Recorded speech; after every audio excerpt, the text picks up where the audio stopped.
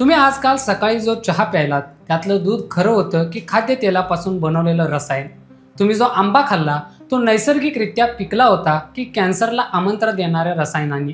आणि समजा तुम्ही आजारी पडलात, तर जे औषध तुम्ही घेताय ते तुम्हाला बरं करते की मृत्यूच्या दारात ढकलते? हे प्रश्न मी तुम्हाला घाबरवण्यासाठी किंवा उगाच सनसनाटी निर्माण करण्यासाठी विचारत नाही आहे. ही आत्ताची महाराष्ट्राची आणि तुमच्या माझ्या आजूबाजूची परिस्थिती आहे. अन्न आणि औषध प्रशासन, ज्याला आपण सोप्या भाषेत FDA म्हणतो, या विभागात नुकतेच एक नवीन साहेब आले, तुकाराम मुंडे. आणि त्यांनी एकाच आठवड्यात महाराष्ट्रातल्या अशा काही गोष्टी उघड्या पाडल्यात ज्या ऐकून खरोखर पायाखालची जमीन सरकते. नमस्कार, मी सुनील आणि तुम्ही पाहताय या बोलूया. आपल्याला नेहमी वाटतं की आपण जे पैसे देऊन विकत घेतो ते शुद्धच असणार. आपण एका भ्रमात जगत असतो. पण गेल्या काही दिवसात महाराष्ट्रात जे घडले त्याने हा भ्रम पूर्णपणे तोडून टाकलाय. तुकाराम मुंडे यांनी FDAचा पदभार स्वीकारला आणि सर्वात पहिला घाव घातला तो माणसांच्या भीतीवर धंदा करणाऱ्यांवर. तुम्हाला माहीत असेल, आपल्याकडे कोणी आजारी पडलं, विशेषतः कॅन्सर, मधुमेह किंवा हृदयाचा आजार झाला की आपण लगेच घाबरतो. माणूस भावनिक होतो आणि याच अगतिकतेचा फायदा घेतात काही भामटे. वर्तमानपत्रात किंवा TV वर एक मोठी जाहिरात दिसते, 100% गॅरंटी, हमखास उपाय, चमत्कारिक औषध. आपण उपचारांचा रितसर मार्ग सोडतो आणि अशा भ्रामक जाहिरातींना बळी पडतो. मुंडे यांच्या टीमने अशाच जाहिराती करून लोकांचा जीव धोक्यात घालणाऱ्यांवर राज्यभरात एकाच वेळी धाडी टाकल्या. मुंबई, पुणे, नागपूर, नाशिक, सगळीकडे. तुम्हाला आकडा सांगतो, तब्बल 73 लाख रुपयांचा बेकायदेशीर आणि भ्रामक औषधांचा साठा त्याने एका झटक्यात जप्त केला. यात सर्वात मोठं आणि धक्कादायक नाव कोणतं होतं माहिती आहे? दिव्या फार्मसी. हो, योगगुरू बाबा रामदेव यांच्या पतंजली समूहाची तीच कंपनी, ज्यांच्या दिशाभूल करणाऱ्या जाहिरातींवरून देशाच्या सुप्रीम कोर्टानेही त्यांना नुकतंच कडक शब्दात फटकारलं होतं. कोकणात 18 लाखांचा माल सापडला, मुंबईत 14 लाखांचा, नागपूर आणि नाशिकमध्ये 7-7 लाखांचा औषध साठा जप्त झाला. तुम्ही फक्त या गोष्टीमागचा अर्थ समजून घ्या. जेव्हा एखादा सामान्य रुग्ण कॅन्सरसारख्या आजारावरचे आपले खरे वैद्यकीय उपचार थांबवतो आणि केवळ या खोट्या आश्वासनांवर अवलंबून राहतो, तेव्हा काय होतं? त्याचा आजार आतल्या आत बळावतो, तो मृत्यूच्या अधिक जवळ जातो.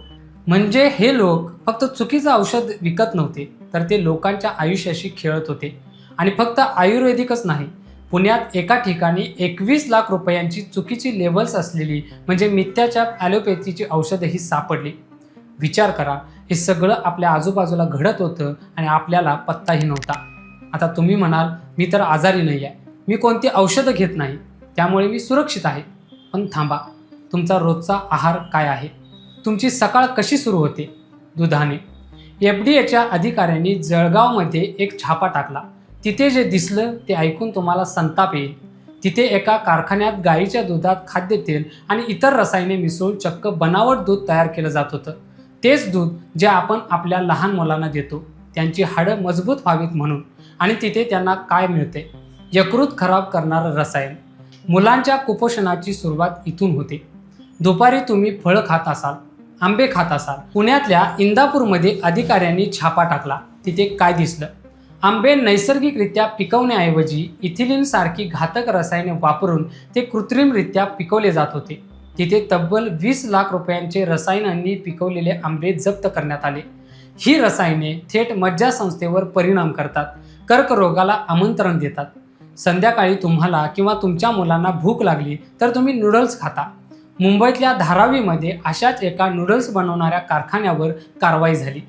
अन्न सुरक्षेचे सगळे नियम धाब्यावर बसून अत्यंत अस्वच्छ वातावरणात हे पदार्थ बनवत होते. धुळ्यामध्ये असंच अस्वच्छ जागी बेसन बनत होतं. ठाण्यात भेसळयुक्त तूप विकलं जात होतं. म्हणजे बघा, सकाळी उठल्यापासून ते रात्री झोपेपर्यंत आपण जे काही विकत घेतोय त्यात आपल्याला आजार विकत मिळतोय. ही भेसळ म्हणजे फक्त पैशांची फसवणूक नाही आहे, हा आपल्या अस्तित्वावरचा, आपल्या कुटुंबाच्या भविष्यावरचा थेट हल्ला आहे. आपण पैसे मोजून मृत्यू विकत आणतोय आणि या सगळ्याच्या वर आहे आणखी एक मोठा राक्षसी बाजार, गुटखा आणि पान मसाला. महाराष्ट्रामध्ये गुटखा आणि सुगंधी तंबाखूच्या उत्पादनावर आणि विक्रीवर अनेक वर्षापासून बंदी आहे. कायद्याने कडक बंदी आहे. पण आज तुम्ही कोणत्याही रस्त्यावरच्या टपरीवर जा, तुम्हाला सगळं मिळतं. हे कसं मिळतं? बंदी असलेला पदार्थ सगळ्यात जास्त कसा विकला जातो? कारण ही एक प्रचंड मोठी आणि पैशांनी गब्बर असलेली गुन्हेगारी साखळी आहे. जेव्हा तुकाराम मुंढे यांच्या टीमने राज्यभरात 53 दुकानांची अचानक तपासणी केली तेव्हा त्यापैकी तब्बल 34 ठिकाणी गुटखा राजरोसपणे विकला जात होता. 53 पैकी 34 आणि यातली 19 ठिकाणं तर एकट्या मुंबई महानगरातली होती. तुम्ही जप्त केलेल्या मालाचा आकडा ऐकला तर थक्क व्हाल. 20,48,00,000 रुपये. हो, 20 कोटींपेक्षा जास्त किमतीचा गुटखा एका कारवाईत जप्त झाला. ज्या पदार्थाने तोंडाचा कर्करोग होतो, ज्याच्यामुळे लाखो तरुणांचे आयुष्य उद्ध्वस्त होतात, त्याचा इतका मोठा बाजार आपल्या डोळ्यांदेखत सुरू होता आणि यंत्रणा झोपलेली होती. मग आतापर्यंत यावर कारवाई का होत नव्हती असा प्रश्न तुम्हाला पडलाच असेल. कारवाई होत होती, पण पद्धत वेगळी होती. आधी कसं असायचं, एखादा छापा पडायचा, माल जप्त व्हायचा, थोडाफार दंड आकारला जायचा आणि तोच माणूस पुढच्या आठवड्यात पुन्हा नव्या जोमाने तोच काळा धंदा सुरू करायचा. कायद्यातल्या पळवाटा शोधल्या जायच्या. पण आता चित्र बदलले. तुकाराम मुंढे यांनी एक अतिशय स्पष्ट आणि कडक धोरण अवलंबले. ते एका मुलाखतीत म्हणाले की हे कोणतेही रँडम म्हणजे अचानक सुचलेले छापे नाहीत. ही एक स्ट्रक्चर्ड प्लॅन म्हणजे अतिशय नियोजनबद्ध कारवाई आहे. आता नुसता दंड आकारला जात नाहीये, आता थेट गुन्हे दाखल होत आहेत. लोकांच्या जीवाशी खेळणाऱ्या गुन्हेगारांवर भारतीय नागरिक सुरक्षा संहिता 2023चा वापर करून थेट फौजदारी कारवाई म्हणजे FIR नोंदवले जात आहेत. या कारवाईचा वेग इतका प्रचंड आहे की 25 मे पासून सुरू झालेल्या या मोहिमेत पहिल्या 3 दिवसातच 33 जणांना बेड्या ठोकण्यात आल्या.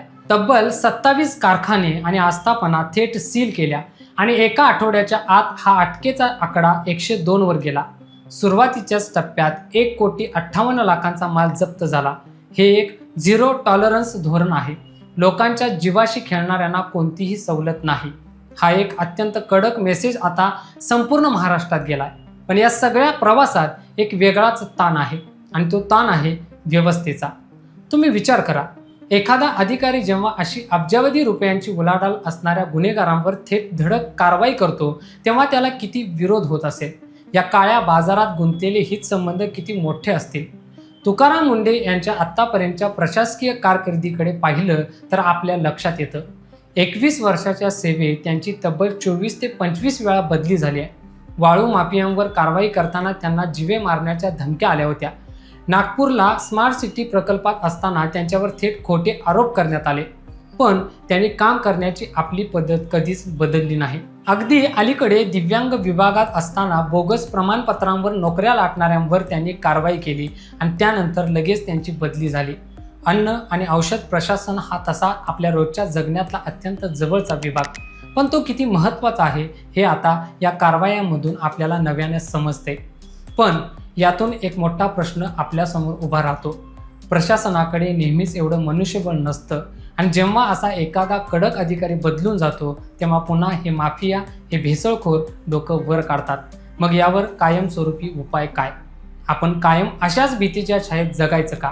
याचा उपाय आपण आहोत, आपला सहभाग आहे. तुकाराम मुंढे यांनी जनतेला थेट आवाहन केले, अशा कोणत्याही 100% हमी देणाऱ्या खोट्या जाहिरातींना बळी पडू नका. कुठेही संशयास्पद औषध विक्री दिसली, कुठेही भेसळ होताना दिसली, खोटा माल दिसला तर तात्काळ FDAला माहिती द्या. आपण ग्राहक म्हणून, नागरिक म्हणून डोळे उघडे ठेवले पाहिजेत, प्रश्न विचारले पाहिजेत, तरच हे थांबेल. नाहीतर हे गुटखा माफिया, हे औषध माफिया आणि हे भेसळखोर आपल्यालाच, आपल्या घामाच्या पैशांवर आपल्यालाच आजार विकत राहतील आणि आपण फक्त बघत राहू. कारण ही चर्चा इथे संपते, पण हा विषय इथे संपत नाही. तुम्हाला वाटत असेल की अशा घटनांचा अर्थ समजून घेणं गरजेचं आहे, तर हा व्हिडिओ लाईक करा आणि इतरांपर्यंत नक्की पोचवा. तुमचं मत, तुमचा अनुभव, तुमचा दृष्टिकोन कमेंट्समध्ये नक्की सांगा आणि अशाच वेगवेगळ्या विषयांवर बोलण्यासाठी चॅनलला सबस्क्राईब करा. आजच्या व्हिडिओत इतकंच. नवीन व्हिडिओत नवीन विषयासोबत पुन्हा भेटूया. या बोलूया.